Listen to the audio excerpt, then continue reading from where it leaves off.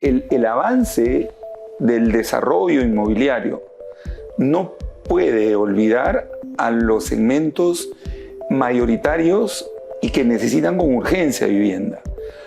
Yo siempre les digo a mis alumnos, ¿no? Que cuando decidan emprender algo, tienen que escoger algo que les apasione. Y yo creo que sí hay que hacer cambios a la Constitución, pero con buenos juristas, pues, ¿no? Tenemos que elegir bien. Yo creo que el problema somos nosotros.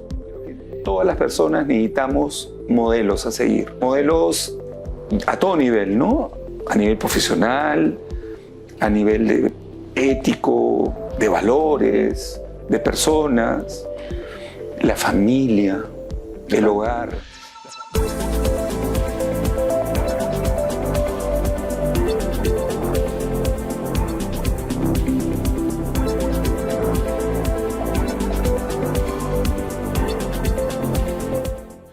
Buenas noches, amigos. Una entrevista más en Construyendo Conexiones. Ahora con un gran amigo. Un amigo que es empresario, que es académico y es rockero. ¿Ah? ¿No? Yo lo conozco hace unos años y la verdad que tengo mucha admiración de él. Y ahora vamos a conversar sobre toda su trayectoria, que es muy rica. Bueno, yo soy Antonio Aguilar y les presento a Carlos Hoyos. Carlos, ¿qué tal? ¿Cómo estás? ¿Cómo estás, Antonio? Carlos, muchas gracias por venir. Muchas gracias por la invitación. Para mí es un honor estar en tu casa y haber sido un invitado más de los insignes invitados que tú tienes hasta ahora. Muchas gracias por eso. Mira, como te digo, estas entrevistas tienen como fin, ¿no? Primero, que nos conozca más en los grupos que estamos, en los grupos de gerentes, ¿no? En los grupos de gerentes generales y directores. Y hay otro gran grupo, que básicamente son los jóvenes, ¿no? Que estoy seguro que tu historia les va a servir mucho, ¿no? Para ese chico que de repente está en 25 años y tú tienes muchos alumnos y seguidores, ¿no? Que seguramente te van a ver. Pero comencemos un poquito hablando de tu background, de qué colegio eres, cómo así decidiste estudiar ingeniería, cómo llegaste digamos, a ICSA, cómo comenzaste a desarrollar. No sé si nos puedes contar un poquito de eso. Sí, claro, cómo no. A ver, yo estudié en el colegio La Salle de Lima, ¿no? ¿En qué año terminaste? A ver, yo terminé el año 73. Yeah. Tuve grandes profesores, grandes amigos, sí, claro, todavía nos seguimos reuniendo. Parece mentira, pero los compañeros de aulas de aquellos tiempos son como hermanos. Sí, ¿no? O sea, los compañeros del colegio hay una unión muy fuerte, y especialmente creo en colegios religiosos. O sea, yo estaba en el colegio militar, por ejemplo, ahí hay un tema de una unión, y también estuve en el Liceo Naval, que es para hijos de marinos. Está más fuerte ahí todavía, ¿no? En el Leoncio Prado es fuerte, la unión es muy fuerte. En el Liceo también, pero en el Leoncio Prado es fuertísimo. Como todos dormimos, digamos, en la misma, o sea, estamos en un mismo espacio y claro, pasamos 3 años juntos. Son mucho más íntimos. Es muy fuerte, sí. Yeah. ¿No? Y estabas en La Salle, me contabas. En La Salle. Yo soy íntimo de la Alianza. ¿No? Soy hincha de la Alianza. Aliancista. Sí, me encanta el fútbol y conozco, ¿no? Lo que es ser, y yo sí soy muy sensible. ¿Has sido futbolista o no? A mí me encanta el fútbol. ¿Jugaba fútbol? Sí, jugaba fútbol, sí. ¿Juegas o todo? Ya no, porque el médico me ha dicho tienes que parar porque ahorita te quiebran, ¿no? Entonces, no, pero sí hago mucho deporte. Sí. Hago un poco de tenis, hago un poco de ciclismo, caminata, la natación, ahora último lo he encontrado, que es macanuda, me llena mucho, ¿no? Y efectivamente te decía, bueno, los amigos del colegio son como hermanos, nos seguimos viendo. Luego ingreso a la Universidad Católica. El año, claro, ese año, 74. Me graduó con mi tesis el año 84. ¿De qué código eres tú? ¿Perdón? 74. Ah, 74, sí. Claro. Recién me graduó el 84 con mi tesis y todo. Y tuve a un gran mentor ahí, ¿no? Todos tenemos siempre un mentor. Y yo tuve ahí la persona que marcó mi vida, un ejemplo de vida y ejemplo profesional y de persona que fue Antonio Blanco. Claro, ustedes se acordar de él, que en paz Antonio, descanse. De primera. No. O sea, yo tuve la suerte de invitarlo a Chile, porque yo me iba a Chile llevando ingenieros y nos fuimos con él. Además de ser un gran profesional, era un gran orador y muy, muy ameno, ¿no? Era un tipo increíble. O sea, yo en todo lo traté de imitar, ¿no? Era como un padre para mí, era un padre profesional. Tuve el honor de trabajar con él en su estudio durante 2 años. Aunque yo sabía que nunca iba a ser diseñador estructural porque yo soy muy inquieto, muy movido. O sea, tú estabas en diseño, o sea, cuando saliste. Sí, claro. Es que la Católica es fuerte en diseño. Claro, ¿no? claro. La universidad nos sacaba en ese momento muy bien afilados, ¿no? Para diseño. Sí, muy fuerte. Entonces, yo quería hacer mi tesis de diseño estructural y escogí pues a Antonio, ¿no? Fue mi profesor de Concreto 1, Concreto 2, como profesor en increíble, ¿no? Lo correteé para que sea mi asesor, porque todo el mundo quería que fuera su asesor. Sí. Conseguí ser su asesor y luego me invitaron a trabajar en su estudio. Y estuve con ellos 2 años. Eso marcó de una manera muy importante mi experiencia profesional, porque lo que ahí aprendí con ellos y con lo de mi tesis de estructuras me dio mucho criterio, porque luego construí mucho. Luego he construido durante 25, 27 años todo tipo de obras en todo el Perú. ¿Te acuerdas de algún edificio emblemático de ese momento que hasta ahora que lo hayas calculado con Antonio en ese momento? Mira, yo no llegué a calcular ese nivel de proyecto, porque yo estuve muy poco tiempo con ellos, ¿no? Yo era, o sea, estructuraba, predimensionaba, o sea, cada empresa tiene un poco su estilo, ¿no? Habían profesionales que ya hacían proyectos completos, pero los proyectos completos normalmente los hacían los asociados, ¿no? En ese tiempo estaba, bueno, la empresa se llamaba Macorro Reina y Casa, Chávez y Blanco. Claro, sí, estaba el ingeniero Arnaldo Chávez, estaba el ingeniero Ricardo Icaza. Eran todos. Claro. Yo pensé que era solamente Antonio Blanco en ese momento. No, Antonio era, de repente, la era cabeza, socio, era socio, sí. Porque después se quedó él solo. Después se quedó él solo. Sí, ya Arnaldo se fue eso sí no sabía. Sí, claro. Pero sí me acuerdo de Icaza. No, entonces era pues un lujo, era una maestría claro. trabajar en el estudio, ¿no? Y aprendí muchísimo. Sobre todo criterio para estructurar, criterio para dimensionar, sistemas constructivos en concreto, en acero, en madera. Fue una maestría en diseño estructural. Pero yo hice mi tesis, que fue un edificio en Miraflores de 12 pisos, ¿no? Yo hice todo el diseño manual. ¿Pero ¿no? hiciste ese edificio se construyó o no? Sí, claro. Sí. O sea, o sea, ya se había... Estaba por construirse, estaban en planos, ¿no? Y mi tarea era diseñarlo, hacer todos los análisis, todo diseñarlo, ¿no? Apasionante todo el proceso, ¿no?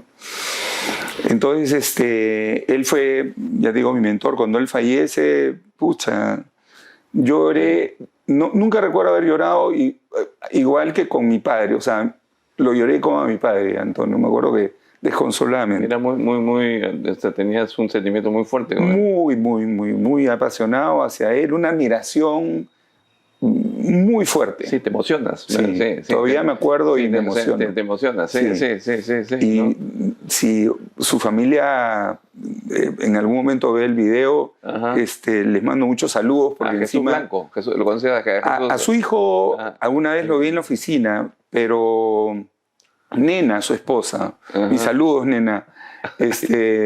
Realmente es una familia increíble y bueno, teniendo pues un jefe de familia como Antonio no era para menos. No, Antonio sí, pues era de primera, olvídate. Sí. Era muy divertido, era muy ameno, me acuerdo de él. Sí. Entonces, él me marca todo mi desarrollo profesional. ¿Cómo no enamorarme de mi carrera con un maestro como él? Claro. ¿No? Y de ahí terminas y ¿qué sigues haciendo? Bueno, 2 años... Una pregunta, ¿cómo decidiste ser ingeniero? ¿Por qué decidiste ser ingeniero? Buena pregunta. Yo quería ser ingeniero electrónico. Me gustaba la electricidad, la electrónica, y en ese tiempo no había en la Católica, en ese tiempo había muchos problemas en la uni, había electrónica, Ajá, pero sí. había muchas interrupciones debido a problemas de huelga, y estas cosas en ese tiempo pasaban con mucha frecuencia. Ya. Y mi papá me decía, estoy en la Católica. Y yo, papá, pero ahí no hay electrónica, pero va a haber electrónica. Total, pasaron los años generales y no entraba electrónica. Electrónica llegó después, y creo que, o sea, Se demoraba en llegar, después, mucho después. olvídate. Sí, ya ahorita hay, ¿no? Pero, Ajá. entonces, mi padre era constructor, no era ingeniero, era constructor.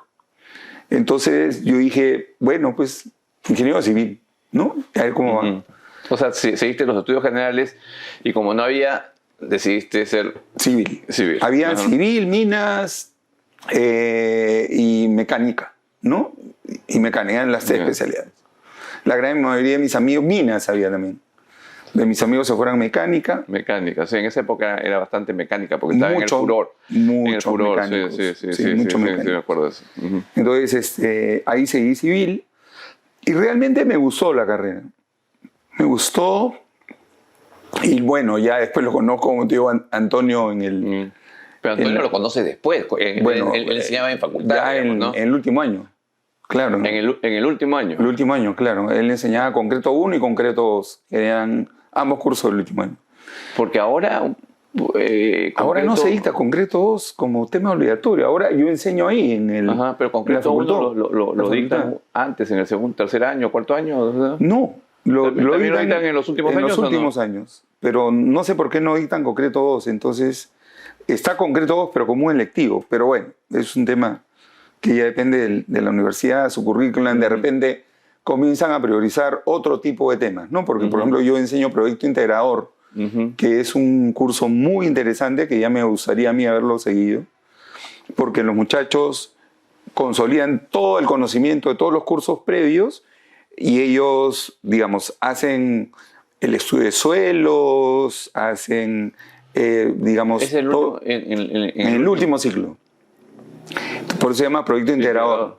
Hacen su estudio de suelos con el ingeniero Guillermo Zavala y otros profesionales. Ahí está Jorge Segarra también, ¿no? Como coordinador de la facultad. Jorge es una ¿Qué eminencia. pasa? Una eminencia, también, ¿no? Claro, o sea, también es... Gracias a Jorge por soportarme ahí todavía. No me dejan ir. pero por algo será. No, sí están contentos, muchachos. Ah, Yo aporto lo mío, pues cada uno aporta lo suyo y ya tantos años que tengo enseñando, porque en la maestría también Alfredo Luna, que Ajá. ya era director de ese tiempo, me invita, no bien termino la maestría en el 2008, me invita a enseñar, ¿no? Al cual yo agradezco mucho porque es otra de mis pasiones, ¿no? Sí, sí, la sí. docencia, ¿no? Primero constructor, después he sido inmobiliario, Y después, y junto con inmobiliario, porque justo ahí arranca el tema, digamos, docente, con el MDI. Yo soy el MDI y luego Alfredo me dice, quédate, Yeah. no te vayas, te necesito en esto, en esto, en esto. Y le digo, pero yo nunca he enseñado, no importa, arranca, va. Y después he estado como pez en el agua, ¿no? Me encanta. Es que Y también por tu aprendes un montón. aprendes mucho. Pero también por tu temperamento, que te conozco, o sea, te gusta conversar, te gusta tener amigos, o sea, te he visto en el tema de que en NOS, digamos, ¿no? Integrar a la gente, me parece que es parte de tu ADN, sí, ¿no? Sí, me apasiona dirigir equipos, compartir con ellos, Sí. liderarlos. Yo salgo de la universidad Ya. y esas suertes locas, ¿no?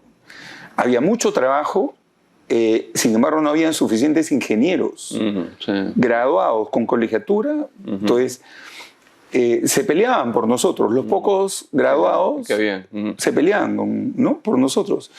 Y nunca llegué a ser un asistente de oficina técnica, ni a hacer presupuesto, ni nada, porque de frente me pusieron, mi primera cama. obra fue una obra pública, me acuerdo la rehabilitación de la avenida Grau, con una empresa familiar de un tío que también en paz descanse, saludos a Gabriel, mi primo, su hijo, que me dio la primera oportunidad de firmar una responsabilidad de obra cuando era un mocoso, pues, o sea, ¿qué tendría? 24 años. Estaba al frente de la rehabilitación de la avenida Grau, de una obra como esa, ¿no? Entonces, eso, claro, fueron retos muy fuertes. Ujú. Era muy joven y habían grandes responsabilidades. Pero las fui pasando y me gustaron, de ahí pasé a otra empresa. Entonces, realmente fue muy rica mi experiencia y siempre liderando equipos. O sea, siempre fue lo mío liderar equipos y gestionar. Y cuando pasabas de una empresa, ¿por qué pasabas de una empresa a otra? Porque en el sector muchas veces es por las obras que te van contratando, pero también puede ser porque, digamos, te interesa ver otras experiencias. Mira, en ese tiempo había tanto trabajo que era el vorágimen de algo que tú no habías terminado la obra y ya te estaban llamando para hacer otros trabajos, ¿no? Entonces, como que los ibas tomando y como yo recién empezaba, casi cualquier cosa para mí era nueva, ¿no? Tu ingeniería civil casi nunca haces algo parecido, ni siquiera, ¿no? Vas cambiando. Y esos fueron tus primeros años. Sí. ¿Y de ahí a dónde pasaste? Después empecé a trabajar en empresas ya medianamente grandes como Yulfo, consultora, por ejemplo. Yulfo. Ahí hicimos... carreteras, básicamente. Carreteras, ¿no? ¿Pero tú viajabas o básicamente...? En el último tiempo que estuve con ellos, sí. He hecho 2 tramos del tren eléctrico con ellos y hacían mucha obra pública. En esa época, el del tren eléctrico de Alan. Claro. O sea que al final ese tren lo botaron todo y... Haya sido... No, los tramos que hicimos, todos se terminaron los viaductos. Lo que pasa es que en ese tiempo era mucho más difícil construir los viaductos, porque no habían prefabricados, todo era basado in situ, salsaprimados. Ahí trabajé mucho con Unicom, pues, ¿no? Ah, claro, en esa época. Alfredo Romero. Alfredo Romero, con Agustín Granadino, con Edgar Yamuca, ¿no? Edgar Yamuca, claro. Ahí nos conocimos mucho. Edgar está trabajando conmigo. Edgar, bueno, ya cumple 70 años, pero va a seguir con nosotros. O sea, pero está súper bien. Yo lo está recontra bien. Está muy bien, está muy bien. Mucho bueno. Fíjate que él está haciendo un caso especial, ¿verdad? Porque realmente en la empresa cumple 70 años, ¿no? Pero gracias a su conocimientos, experiencia, carisma que tiene, ¿no? Necesitamos todavía, porque necesitamos formar a alguien que tenga ese tipo de perfil, digamos, ¿no? Y él está vital, ¿no? Vital. Está muy bien, está muy bien. Pero estábamos ahí, entonces todavía ahí pasaste a Yulfo. A Yulfo, claro. Después hicimos emprendimientos con un socio en una empresa 3H Ingenieros, donde hicimos obra privada. 3H me suena bastante. Sí, hicimos un tramo también del tren eléctrico. Ganamos una licitación solo. 3H sí me suena. Porque yo antes trabajaba en Prodac. ¿Ya? No sé. Claro, hemos hecho algunas cosas en ese tiempo. Con Prodac, me parece. ¿No? O sea, no. Y luego pasamos, bueno, hago la maestría. Pero ahí ya estabas, espérate. Y tu paso por ICSA. Ya, perdón, me estaba saltando eso. Ajá. Porque eso es el año 2000. ¿En Yulfo cuánto tiempo estuviste? En Yulfo he estado hasta el año 96. Ahí he estado en 3H hasta el año 2000. Y el 2000 pasé a ICSA. A ICSA, y ahí donde buen tiempo, ¿no? Ahí he estado casi 15 años con ellos. Ajá, claro. Entre constructora e inmobiliaria. Y ahí trabajás con el ingeniero Ibáñez. Y Augusto Ibáñez y también Norma Cepili. Norma Cepili, no sé si tú te acuerdas de... No, pero el ingeniero yo lo conozco. Augusto, sí, claro. Porque, claro, yo conozco a su hija, que es Marta Ibáñez, pero su primo es muy amigo mío, que es Luis Quintana. Entonces por ahí venía, yo lo conocía. Cuando me pasé a Unicom, una de las empresas que fui es ICSA, y él fue el que me recibió, me acuerdo. Claro, Augusto era un tipo increíble. Aparte de lo vital, porque él tenía más de 80 años. Sí. Era optimista, muy optimista, ¿no? Tenía una vitalidad de trabajo increíble, una experiencia como consultor enorme. Sí. Y tenía un verbo y una capacidad de redactar impresionante. Y él, bueno, nosotros estábamos ya con la computadora y él escribía a mano. Él hacía obra pública y tenía que hacer un montón de documentos para presentar reclamos, ampliaciones de plazo, y él mismo lo hacía. Entonces yo aprendí mucho con él, fue mi profesor de lengua. me decía, tú eres uno de los pocos ingenieros que sabe redactar y escribir. Entonces, tú vas a hacer los documentos y yo te los corrijo. Pucha, ¿para qué atraqué eso, no? Porque me tachaba, ¿cómo vas a decir esto? No se dice así, mejor así. Yo aprendí mucho con él en redactar bien, ¿no? Es que tú acabas de decir un tema, ¿verdad? Los ingenieros no somos buenos, muy buenos escribiendo, pues, ¿no? O sea, eso nos cuesta también expresarnos, porque somos más numéricos, más exactos, digamos, más estructurados, ¿no? Pero él me ayudó mucho a expresarme. Porque ICSA en esos años muy fuerte en obras públicas, ¿no? Muy fuerte en obras públicas. No, ICSA hizo el intercambio del derby, del derby, sí, o sea, claro. del jockey, me acuerdo, ¿no? Sí, claro, una infraestructura humana, carreteras. Una gran empresa, yo tengo gratos recuerdos de ella, ¿no? Sí, fuerte. Yo tuve la primera experiencia de hacer una obra bajo el ISO 9000 en el mineroducto Antamina, una obra de $100 millones, me acuerdo. Madre, ¿no? En ese tiempo se asociaron Spicapac para hacer el mineroducto Antamina, ¿te acuerdas? En el año 2000, cuando se hizo el proyecto Antamina. Y a mí me tocó hacer el mineroducto. Yo soy jefe de subcontratos. Ese fue mi primer proyecto con ellos. Y luego hicimos un montón de obra de infraestructura vial, urbana, carreteras, todo era infraestructura, ¿no? Y después, ya te digo, llegué a los pasos a nivel en Puente Piedra y ahí es donde encuentro el tema, me pica el bichito inmobiliario. De mi vivienda. En general, inmobiliario. ¿Ya habías hecho el MDI o no todavía? Justamente decidí hacerlo en ese momento, ¿no? Porque entonces estaba, acá tengo... Del 2000 al 2007. Gestión inmobiliaria y edificaciones SAC. ¿Eso era una empresa del mismo grupo? No, ese es posterior a ICSA, sí. Y después estuviste en Core Grupo Inmobiliario. Ese es en el que estamos ahora. Ese es en el que estás ahora. Que nos hemos unido 4 socios con una visión que ya dentro ahorita te comento de qué se trata. Entonces, ya para terminar toda la historia, porque es sumamente larga, la hemos hecho un poco resumida, ¿no?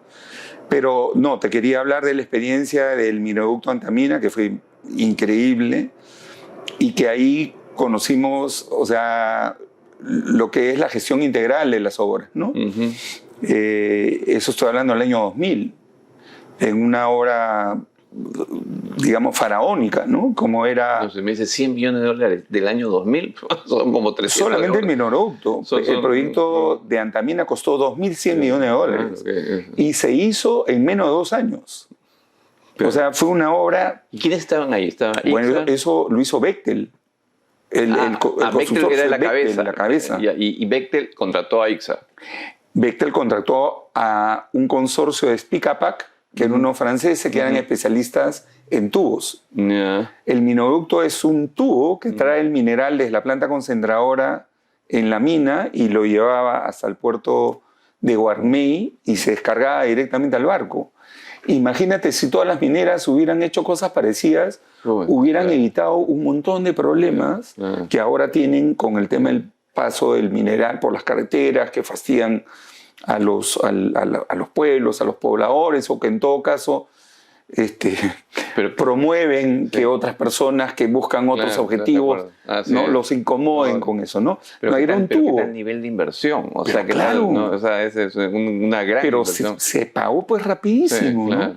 Te puedes imaginar, eso sigue funcionando. Sí, no, hasta ahorita. Un ejemplo de obra minera, ¿no? Un impacto casi cero, ¿no? Y yo tuve la suerte de participar en ese proyecto.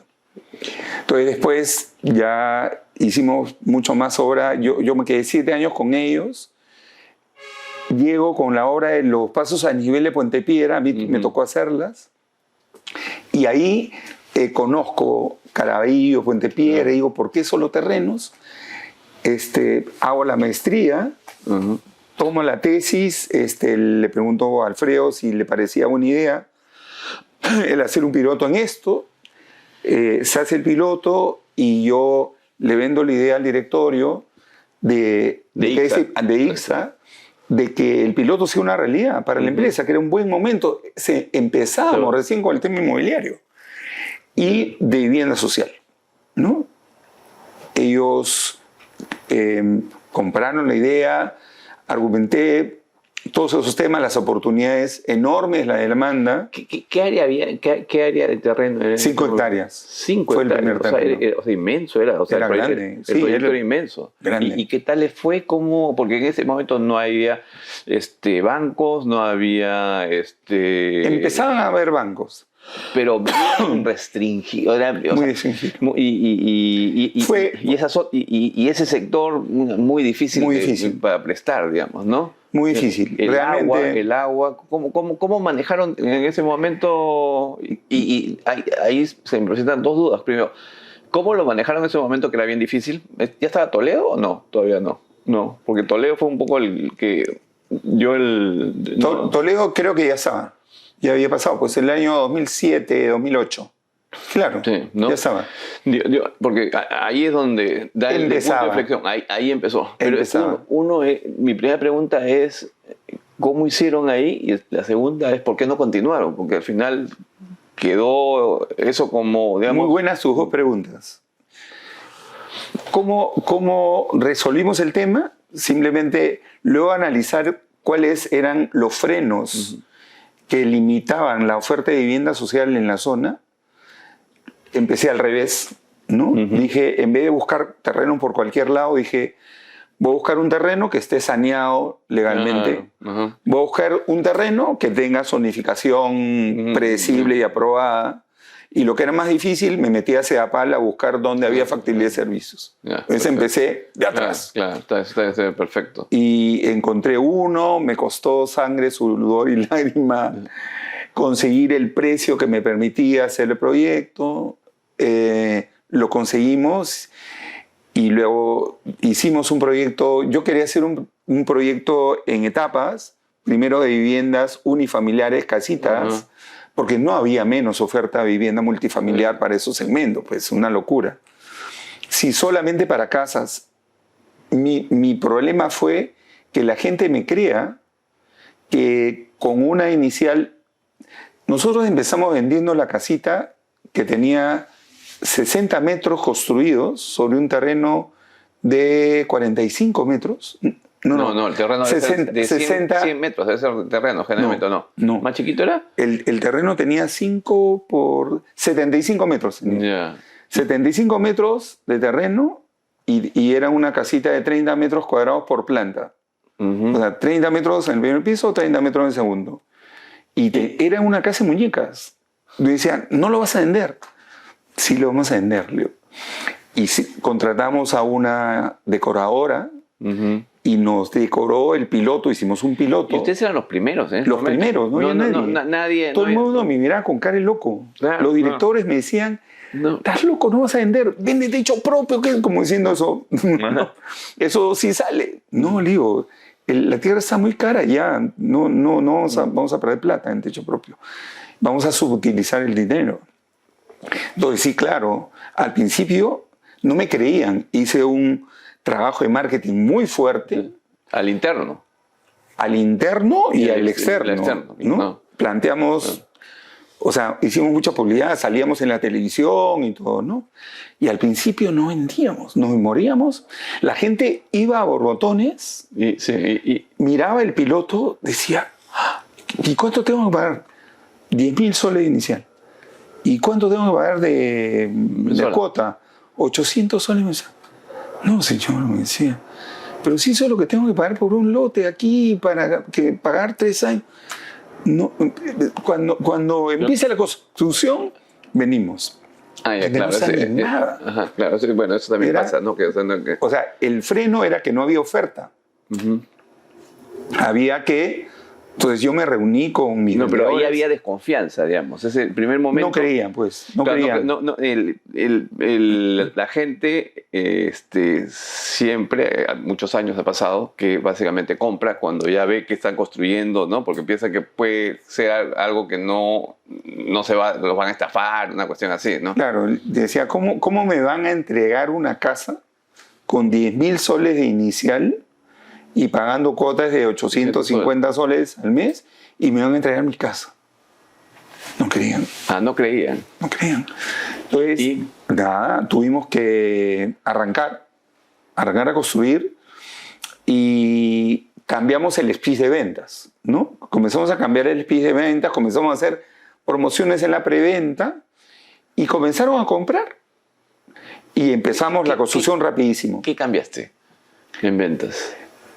El speech... ¿Cómo era antes el speech y cómo...? Empezamos a hablar de fichas de entrega. Ya, claro. ¿No? Uh-huh. Y hacíamos, digamos, el pago de la inicial por cuotas. Entonces pasaba tiempo suficiente para que ellos vean que la construcción se iniciaba. Claro. Se cambió eso y la gente comenzó a matricularse. Arrancó la obra, la gente colas. Colas. O sea, era simplemente... ¿Cuántas casas construyeron? Eran 550 casas. Y no pude convencer al directorio para hacer multifamiliares, ¿no? Me decían, no, vamos a salir rápido, vamos a comprar esos terrenos. Pero cuando debimos comprar más tierra, al inicio, el directorio me decía, no, primero...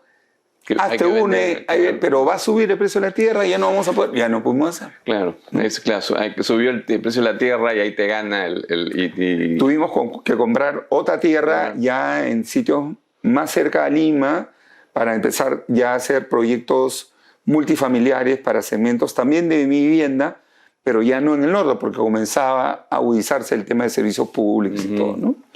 Entonces fue bien frustrante, ¿no? Pero se vendieron esos 500... Ah, no, sí, eso entonces se vendió todo. Y después... Y cuando terminaron, o sea, claro, no encontraron los terrenos al precio de que... Para replicar, digamos. ¿no? Porque, claro, Jorge me decía en la conversación también, uno de los problemas que hay es que el terreno sube más rápido es verdad lo que dice que la venta. Entonces, cuando tú ya terminaste tu proyecto... el nuevo terreno te cuesta más. Y además, para cada vez hay más competencia, necesitas también terrenos más grandes, volúmenes más grandes, ¿no? Entonces ese es el reto, que tienes que siempre tener un almacén de terrenos para poder, digamos, tener un buen stock de terrenos, sí. Yo luego aparecen algunas diferencias normales, pues ya en el desarrollo, después de... Yo estuve con ellos en el tema inmobiliario de 2007 a 2013, casi 6-7 años. Y ya llegó, pues terminó mi ciclo con ellos, yo dejé como 6-7 terrenos ya comprados, ¿no? Para seguir desarrollando. Y ya yo me independizo con un socio para hacer un poco de consultoría, gestión de proyectos, algunos proyectos inmobiliarios también, pero ya pequeños, medianos. Y finalmente, después de eso, ya entró a Core con 4 socios, ahora ya con la visión de, dado el gran problema que hay, o sea, el gran problema de resolver la oferta de vivienda social no se van a resolver con nuevos proyectos. Tenemos que hablar de ciudades, tenemos que hablar de ciudades intermedias. Entonces, nos hemos comprado el reto de trabajar para hacer, digamos, la primera ciudad intermedia en el Perú, que va a ser está haciendo una chambaza. ¿Dónde es el...? No tenemos todavía definido totalmente el lugar. Estamos inspirados en un modelo, porque tampoco no tenemos por qué inventar la pólvora, ¿no? Tú debes haber escuchado en Ciudad Verde, en Bogotá. ¿No? Eso es lo que hay que hacer, ¿no? Ciudad Verde es 350 hectáreas, 50.000 unidades de vivienda. Pero generalmente eso, yo estuve en Colombia, son grandes terrenos con suelos bien baratos. Claro, no hay forma. Exacto, hay un inversionista que básicamente está pensando no en 5 años, no en 10, está pensando en 20 años. O sea, en 20 años y que va comenzando y va desarrollando poco a poco. O sea, pero esa visión es una visión muy buena, pero tienes que tener capital atrás, ¿no? Te pasan de capital atrás, ¿no? Mira, yo tengo una experiencia con el capital, con la inversión. Cuando tú tienes una buena idea, resuelve un problema de demanda y adicionalmente, como ahora, va a resolver un tema estructural de país, hemos estado conversando antes de encender las cámaras que la demanda insatisfecha en el Perú de vivienda hace algunos años era 1,5 millones. Sí. La cuantitativa ahora es 1.800.000. Cada año sube. O sea, hemos trabajado haciendo 30, 50.000 unidades de vivienda al año y no le hemos ni arañado la demanda. Es más, se ha incrementado. Sí, así es. Entonces, si no pasamos a esa etapa, simplemente estamos hechos. Sí, sí, totalmente de acuerdo. El avance del desarrollo inmobiliario no puede olvidar a los segmentos mayoritarios y que necesitan con urgencia vivienda. No nos vamos a olvidar del resto, no, eso está caminando. Jorge Zapata lo decía, no, eso está caminando, pero hay que empezar a trabajar en ello. Entonces, igualito como me decían que era un loco porque estaba haciendo el primer proyecto de vivienda social sobre un terreno de propiedad privada, ahora también me dice, oye, compadre, estás loco porque estás pensando en la primera ciudad intermedia, pero, hay que empezar. No, y además son esas personas que piensan como tú, las que al final hacen grandes cosas. Esa es la verdad, porque si no piensas en grandes, si no piensas en proyectos que muchos dicen que no se puede hacer y por eso que no se hace, simplemente no avanzas. Estoy totalmente de acuerdo contigo. El directorio de ICSA era un directorio muy conservador. Nunca había salido de hacer lo que siempre hacían ellos, que era hacer infraestructura, carreteras. Así es. Sin embargo, la oportunidad apareció y yo lo único que hice fue presentarla. O sea, bueno, estudiarla, analizarla, ponerla en valor como una oportunidad, como una necesidad y claro, como un nuevo modelo de negocio. Y claro, tenía algún tiempo trabajando con ellos, me conocían, confiaban un poco en mí, pero no es que confiaran en mí, o sea, vieron los números. Tenía que haber números ahí. Mira, recuerdo haber hecho un estudio de mercado con Rolando Arellano, ¿no? Que me contaste, claro. Ajá. Que fue, y le pedí a Rolando si me podía acompañar al directorio en la sustentación del proyecto. Eso fue para básicamente las cartas. Fue determinante, pues. Rolando dice lo mismo y Rolando piensa en lo mismo. No sé. Entonces, yo tampoco lo inventé. Yo no simplemente busco personas que me ayuden. Rolando me ayudó mucho con el estudio de mercado. Entonces, igual ahora. Estoy seguro, si ahora voy y le digo, y me dice, eso va a ser un gol. Estoy seguro, todavía no he ido. Ya, dentro de pronto visitaría a Rolando. Pero tú eres un especialista en vivienda social. Me encanta. ¿No? ¿Y me encanta. ¿Cómo ves ese segmento? ¿Cómo estamos avanzando ahí? Bueno, lo fuerte ha sido mi vivienda, digamos, pero digamos, techo propio, sitio propio, es muy poquito. Estamos arañando la demanda para ellos. Nada. Y ellos son los más vulnerables, son los que más necesitan vivienda. No solamente satisfacer la necesidad, disfrutar, no te puedes imaginar lo que significa entregarle una vivienda a esas familias. No, Oscar, no sé si viste el video que grabé con Oscar Bravo. Oscar también se emocionaba cuando decía, oye, cuando me voy a entregarle yo la casa a una persona que se pone a llorar cuando le entrego. Te abraza. Te quieren hacer padrino de sus hijos. Así es, o sea, es increíble esa familia. Muy fuerte. Muy fuerte. Pero ¿tú qué crees que es lo más importante para poder dinamizar? Digamos, lo más importante, yo te comentaba también antes de arrancar, ¿no? Que es el tema de la sostenibilidad del sistema. El sistema político, si seguimos trabajando de espaldas a esos sectores mayoritarios, es insostenible. Sí, de acuerdo. Vamos a seguir teniendo sustos cada 5 años de quién va a ser presidente con esos políticos que tenemos ahora, ¿no? Pero ahí acá, para mi vivienda, para ese segmento, ¿podrías tú sugerir algo específico que crees que puede dinamizarlo? Es que los factores son exógenos a los desarrolladores. Son los mismos casi que impedían desarrollar el primer proyecto que te comenté. Casi no ha cambiado nada. Es un tema de falta de planificación. No hay planes urbanos, no hay servicios públicos, no hay, digamos, tierra, no hay suelo urbanizable, no hay suelo urbano, por falta de planificación. Y prefiero no comentarlo de repente ahorita en el aire, los detalles que hemos estado conversando y que tú los conoces también como yo, porque hay que tratar de persuadir al Estado. No creo que tampoco debiéramos enfrentarnos a él. Pero yo creo que por ahí va, ¿no? Sí, porque, yo sé que ellos van a entender. Se requiere mucho mucho de entendimiento. Sí, ¿no? Hay que venderles la idea bien. Yo sé que yo tengo la esperanza que en estas nuevas elecciones haya gente realmente comprometida y quiera trabajar por el Perú. Ojalá. Y yo creo que yo sería una persona que estaría dispuesto, ¿no?, a tratar de persuadirlos en la necesidad de enfocarnos en conjunto. Como tú dices, es imprescindible el Estado. Sí. Sin el Estado no lo podemos hacer. Entonces tenemos que subirlo al carro. Sí, yo estoy totalmente de acuerdo contigo cuando tú hablas de sostenibilidad. O sea, no podemos... En el tema de los terrenos, o sea, la venta de terrenos, los formales son menos de 5%. O sea, esa es la realidad. Esa es la realidad. O sea, no, la realidad es que es menos de 5%. Es terrible. Y dime una cosa, podríamos un poco, hemos hablado bastante del posgrado. ¿Qué fue para ti el posgrado? Me cambió la vida. Me cambió la vida. ¿Por qué? Me abrió... Un panorama diferente.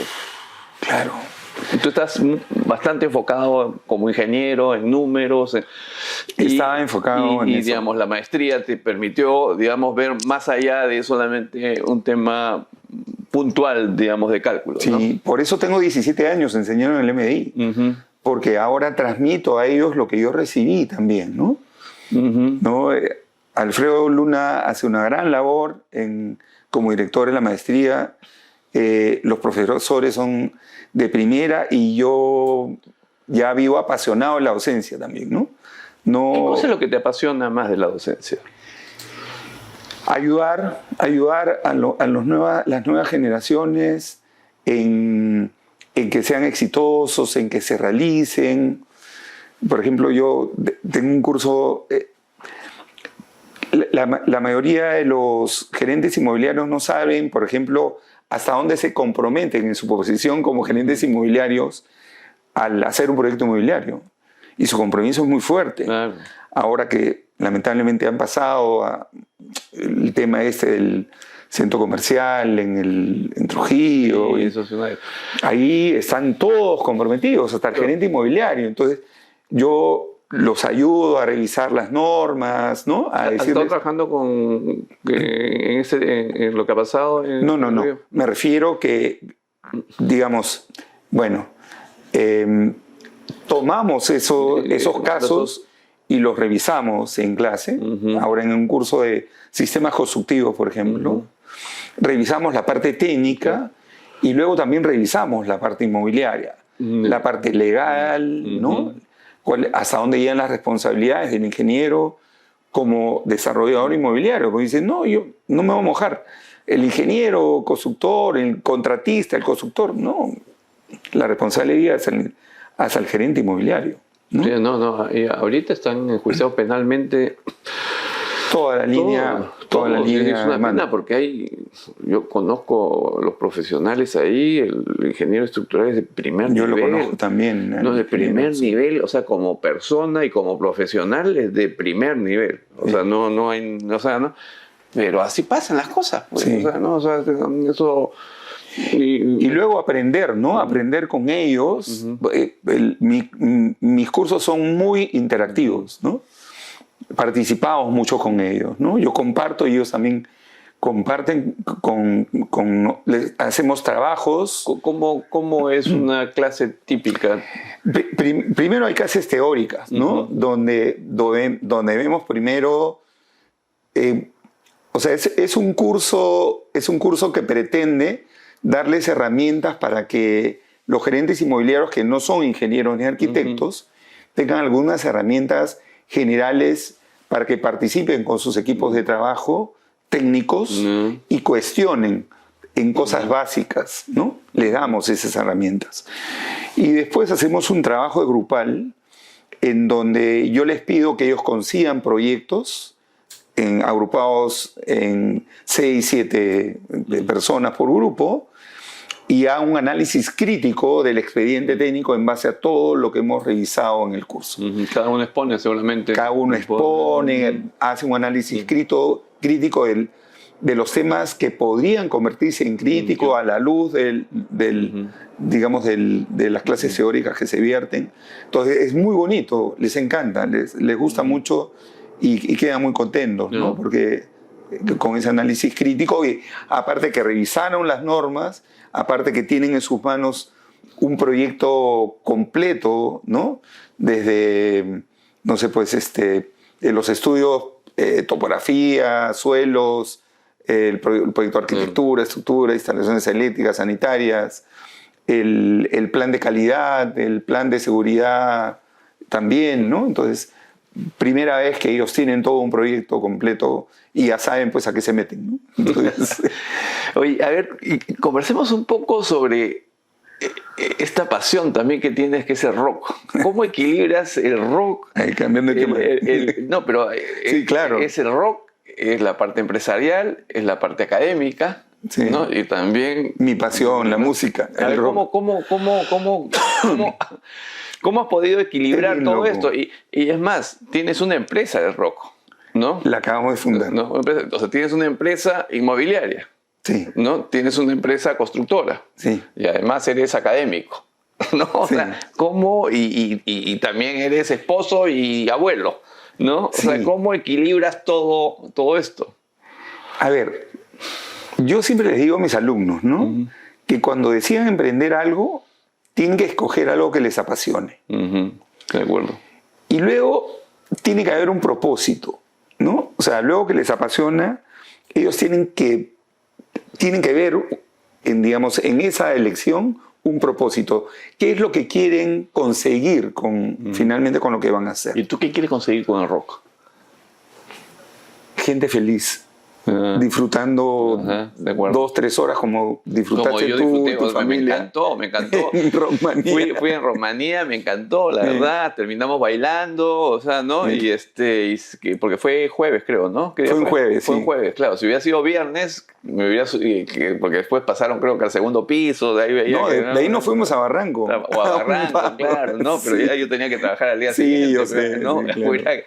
Pero fue espectacular, o sea, y todo el mundo se paró y las tres bandas fueron espectaculares, ¿no? Me gustó mucho, ¿no? Si me contaste. Sí, y ya claro, ese ha sido mi inicio como productor, digamos, ¿no? Pero yo 10 años antes ya venía tocando en Signos, una banda aficionada. Pero tú tocas...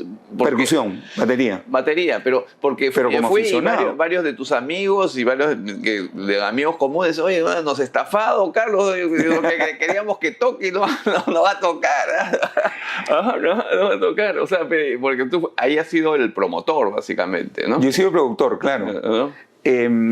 Lo que pasa es que sí, muchos de los que fueron, así, eran amigos como tú, y muchos me querían, habían ido antes y siempre les gustaba los tributos que hacíamos y les gustaba mucho verme tocar porque lo hago con pasión, o sea, todo lo que hago lo hago con mucha pasión. Y la batería pues es mucha energía, ¿no? Sí. Entonces ellos me dijeron, ¿cómo, no vas a tocar? Bueno, lo estoy viendo, le digo, yo honestamente... era mucha chamba, o sea, sí, claro, el producir ese evento en tan corto tiempo y en ese sitio y haciendo... ¿En cuánto tiempo lo...? Fue muy poco tiempo, fueron 3, 4 meses en diseñar el producto. Pero tú tienes la relación con las bandas, o sea, ¿los conoces a ellos o en ese momento...? No, o sea, yo los conozco porque los he escuchado tocar. ¿Tú te has acercado a ellos para que ellos vayan? O sea, no es que yo pensé que tenías alguna relación ya... No. Por eso sí, una chambaza maratónica. ¿Y cómo es cuando tú te acercas a estas bandas? O sea, porque ellos me conocían ya porque yo les pedía, hacía convenios, por ejemplo, una de las bandas es dueña de un local. Entonces yo le decía, oye, te propongo algo, yo traigo a mi banda, ¿no? Voy a tocar un tributo a Queen, por ejemplo, que sabía, porque el tributo a Queen se llena. ¿No? Yo traigo mis amigos, yo cobro las entradas para pagarle a los músicos, porque los músicos necesitaban que les pague, y tu tema es el consumo. O sea, tú es el consumo, pero yo no te voy a pagar nada, de alquiler, pero él tenía todo, pues equipo de sonido, luces, toda la infraestructura. Yo llevaba a mi banda, tocábamos, yo cobraba mis entradas, con eso les pagaban los muchachos. Pero ya tenías experiencia en esto antes, ya pero a ese nivel nada más, a ese nivel. Yeah. Entonces ahí me fueron conociendo. Yeah. Entonces ya cuando yo le dije a Richie y a Gonzalo, claro, un día yo le pregunto a Alfredo, que es no solamente director de la Amanecida, sino director del teatro, del Centro Cultural y todo, el NOS, ¿no? Director del NOS, le digo, ¿tú crees que de repente me puedes alquilar el teatro? Pero claro, me dicen, no te preocupes. Sí, míralo. Entonces ya, para que me picó el bichito, ¿no? Entonces, ya pues, tomé en serio, vi esto, vi fecha con ellos, ya tal fecha, ya cómo vamos con producción o alquiler, ya coproducción. Ya entonces tomé a uno de los músicos de una de las bandas que tenía, porque decía, yo esto solo no lo puedo hacer, no tengo tiempo para hacerlo solo. Tomé un socio, le digo, ¿no quiere ser socio conmigo? Él es administrador de empresas, especializado en finanzas y es músico también. Entonces algo parecido como yo, ¿no? Entonces compró, nos hicimos socios, hicimos presupuestos, arrancamos, hasta que llegamos y lo pusimos, que realmente era un piloto, ¿no? Y luego de eso sí, ya... fue un éxito total, ¿eh? Claro, entonces ahora vamos a reponerla, ¿no? Vamos a reponerla varias veces haciéndoles pequeños ajustes, pero tienen que ser pequeños nomás, porque lo vi con una persona que conocía algo de producción y me validó un poco las ideas, me ayudó a afinarlas. Claro, el eslogan era la música de tu vida en una sola noche. ¿Y quién? Tremendo reto. ¿Quién se le ocurrió ese nombre? Parte del equipo de producción. No quiero decir su nombre porque de repente no, el único solo no fue. Fueron varios. Pero sí, tuvimos que formar un equipo relativamente grande en muy poco tiempo. Fue un retazo, casi ya no me veían en el trabajo. No, pero fue espectacular. Oye, bueno, podemos seguir hablando. Te dije que iba a ser 30 minutos y ya vamos 50. No, olvídate. Pero todavía hay algunas cosas que creo que sí son importantes comentarlas, ¿no? ¿Cómo ves el futuro inmobiliario en el Perú? A ver, yo lo veo bien. O sea, yo veo en general al país bien. Sabemos que tenemos graves problemas con el tema, digamos, del gobierno, no del Estado peruano, sino del gobierno, ¿no? Hay que hacer reformas políticas importantes. ¿Cuál, por ejemplo? La más importante. La más importante. Yo coincido con Jorge el tema de Contraloría, por ejemplo, vi el video. Es un tema muy importante para la construcción, sobre todo, ¿no? Y yo creo que sí hay que hacer cambios a la Constitución, pero con buenos juristas, pues, ¿no? Tenemos que elegir bien. Yo creo que el problema somos nosotros. Y la reforma no va a venir por parte de los políticos que ahora tienen de alguna manera capturado el poder. No va a venir por ahí. Yo creo que el tema va a venir de las organizaciones civiles, la academia, los gremios empresariales, los colegios profesionales, la prensa seria, ¿no? Por ese lado tenemos que subir poco a poco y hacer, digamos, persuadir a la gente que está relacionada, digamos, o que podía postular para renovar el Congreso, para que vuelvan a ser los congresos de antaño. Eso, pues, con ese nivel. Pero ¿sabes qué sucede? Creo que tenemos un gran reto en el tema de la educación. O sea, casi el 80% o 70% de los votantes tienen menos de...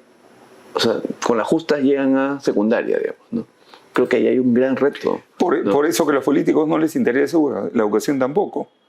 Ese es un gran problema. Claro, pero yo ¿no? Por ese lado soy un poco optimista. Yo creo que sí se pueden... para empezar, existen ahora canales, ¿no? Claro, la sí. internet, Instagram y todas las redes, una maravilla ahora. Sí. Se pueden hacer campañas ya. Se pueden hacer campañas. Yo sigo podcasts, sigo algunos periodistas serios. Ellos están preparando campañas De educación. justamente, exacto, para enseñar o tratar de enseñar de la manera más simple posible lo responsables que tenemos que hacer en la elección que se nos viene. Y claro, tenemos que poner principal foco en las personas, digamos, que no tienen la suerte de haber tenido el nivel educativo que tú y yo por acá nosotros tenemos, Así es. Ajá. y tratar de ayudarlos a que tomen una buena decisión, ¿no? Y que elijamos bien.